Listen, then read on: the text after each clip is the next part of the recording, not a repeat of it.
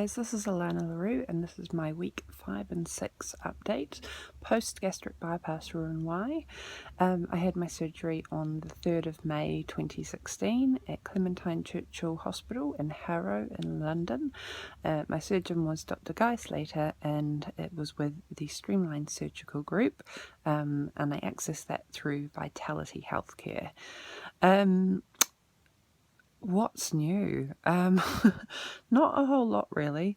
Life has continued on, and I think, I don't know, it's sort of weird. I remember when I went to the first support group before I had my surgery. It was about 2 weeks before I had my op, and I met Louise, or Mod Bod, there, and she's been such a support throughout this. But I remember one of the things that she said to me was, you know, once you sort of had the operation and once everything has settled down, the reality is that life continues, and it's, you know, sort of a bit boring really. And I guess I'm sort of reaching that stage now. You know, when I was getting ready for the operation, everything was all about that and about, you know, ticking all these boxes and meeting requirements and, you know, the pre-op diet and all of that sort of thing. And I think now that the op is over and I'm losing, but I'm not losing fast or anything like that, I'm losing quite slowly, everything sort of becomes a bit boring and a bit routine, and life, you know, continues on, regardless, you know, of what decision you've made around your operation. And that's sort of the situation I'm in at the moment. So I don't know, lots of things have been going on that aren't surgery related. So, you know, I talked about it a bit about it in my 1 month update, which was around the application for settlement that I had to put in. So I've sent that off. I'm still waiting to hear anything back, but that's going to be a long process. And then, because life is sometimes a bit unfair, my friend Kat, who passed away about a month ago now, you know, sort of went through that process and dealt with that. And then last Wednesday night, because, you know, sometimes change likes to happen all at once, we got a call about 1 o'clock in the morning from my aunt back in New Zealand to let us know that my grandfather had passed away. That is my mum's father, and he's, you know, the last of my grandparents that was still living. And my mum is obviously over here in the UK at the moment. She came across just before my op, and is spending the summer here. So that's obviously been quite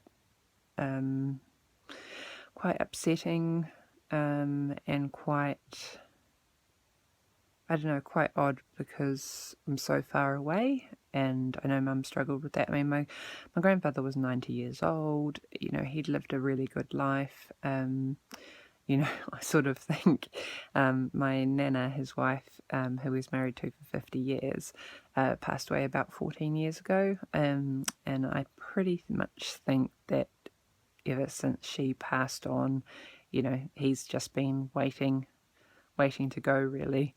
I remember one Christmas about 10 years ago, they played The Notebook on Christmas Day for some reason, and, you know, he went to his room at my, or his flat at my aunt's place, after Christmas dinner to go watch it, and, you know, I didn't want him up in his room watching The Notebook all alone, so I went up and watched it with him, and that was somewhat traumatic, because obviously it's very, very sad, and spoiler alert, turn off if you haven't seen it and want to, but it's a very old movie now.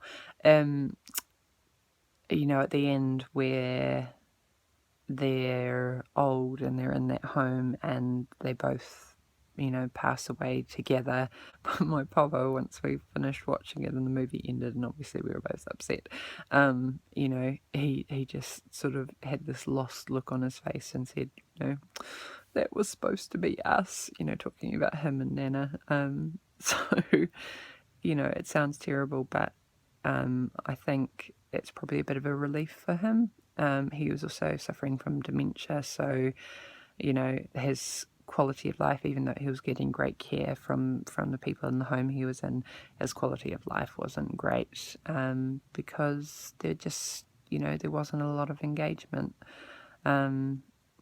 So for me, I haven't seen him for about 3 years, which is the last time I saw him was the last time I went home. My mum obviously saw him right before she left to come over here. So for me, it wasn't such a shock. It was obviously sad, but I'm sort of quite happy for him. For my mum, because it's her dad, she is quite upset, and with the distance and just not feeling a part of things, I think that's been really tricky. So that's sort of what's been tying up my time at the moment, really. Getting back to surgery stuff, which is probably why you're here. My stats aren't very much changed. I think when I did my last update, I think week 4, I was 118.1 kilos. For week 5, I only lost 0.6 kilos. And I'll do the conversions to pounds below. 0.6 kilos, which was 117.5 kilos. And this week, when I weighed in for week 6, I was 115.7 kilos, which was a 1.8 kilo loss. So, I mean, I'm happy to be losing. The week that I only lost 0.6 of a kilo was quite demoralizing. And I'm not losing super fast or anything like that. So, there's part of me that wants to be the overachiever, and I just need to let that go, because I'm doing all I can in terms of, eating protein and, getting the calories, and, it is what it is. So, food-wise, I'm on the soft food stage, so I haven't really been having much interesting things. It's sort of hard. Vegetarian food, for the most part, is quite soft. So I have had a couple of meals out. Both times I chose restaurants that did sort of Asian food. So one was at Wagamama's, which is... most people in the UK know Wagamama's. But I just got...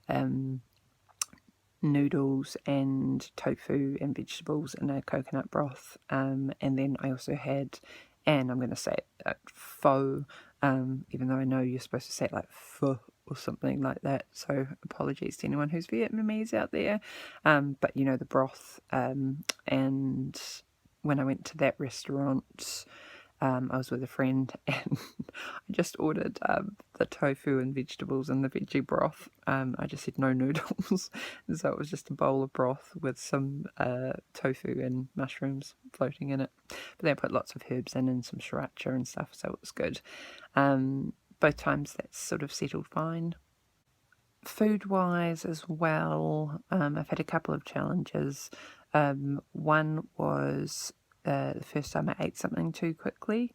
I had a hash brown on Friday, because they do them cooked upstairs. I just had a hash brown and some scrambled eggs, and I ate the hash brown too quickly, and it was the first time I sort of felt pain and indigestion and stuff as I was eating. That was a new experience. I didn't get sick, but it's not something I'd like to repeat. One thing that happened as well that wasn't so pleasant, or was sort of frustrating for me food-wise, was when I wasn't losing much, my reaction was to sort of self-sabotage and sort of go, oh, why am I bothering with all of this if, it's not going to make a difference. So one of the things that I did was I wanted to find out once and for all whether or not I dump. So I've been avoiding anything with sort of more than 5 grams of sugar per 100 grams. but I decided to say, bugger that, I just want to know. So I had a packet of Rolos, chocolate and caramel sweets, on Saturday morning, and sort of had one, waited a minute or two to see if I reacted to it, and then had another one. So I had a I don't know what you call them, a stick of Rolos, and I didn't dump. So there we go. I do not dump. It's the only thing that I've tried, but and I know I probably shouldn't have done it, but that's life.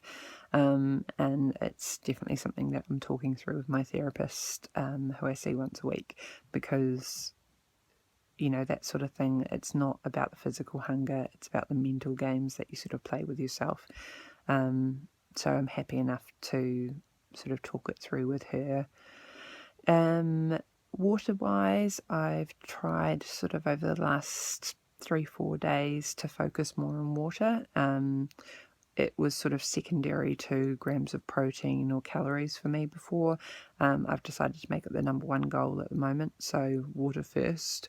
And I've upsized my bottles. Before I was doing 6 11-ounce bottles a day. I've now upgraded myself to a 25-ounce or 750ml bottle, and I try and do 3 of those a day, which means I'm getting over 2 litres of water, which is great, and it seems to be helping a bit with the numbers on the scale, even though I know that shouldn't be the most important thing, and I shouldn't be buying into, whether or not I feel good because of what's on the scale, but, it does feel good when it goes down, and water seems to help that.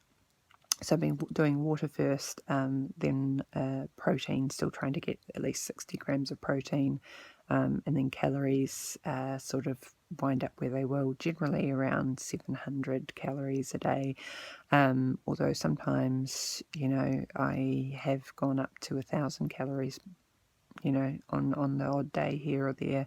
Emotionally, I'm doing okay. Like I said, just lots of change going on that's not related to the surgery, so just working through that stuff. And then the other challenge that I've sort of got is that I'm not sleeping terribly well, and I'm waking up really tired. And that's sort of been the challenge at the moment. Is, it's 6:30 or something now, and I am pretty sure that I'm going to have lights out by like 7:30 and just go to sleep, and, I'll sleep for 12 hours or, on and off, fitful, restless sleep for about 12 hours. So I just constantly feel tired, and, I know from watching other people's videos that will probably pass, but for now, it's getting quite old. I think that's it really. Not much else to update. I hope everyone out there is doing really well. I'm catching up on a lot of videos. I'm trying to watch some on the bus on the way into work, but I find it really hard to comment from my phone, so I need to get onto my laptop and leave comments on all the great videos that I've seen so far. I hope everyone has a wonderful week, and I will talk to you all later.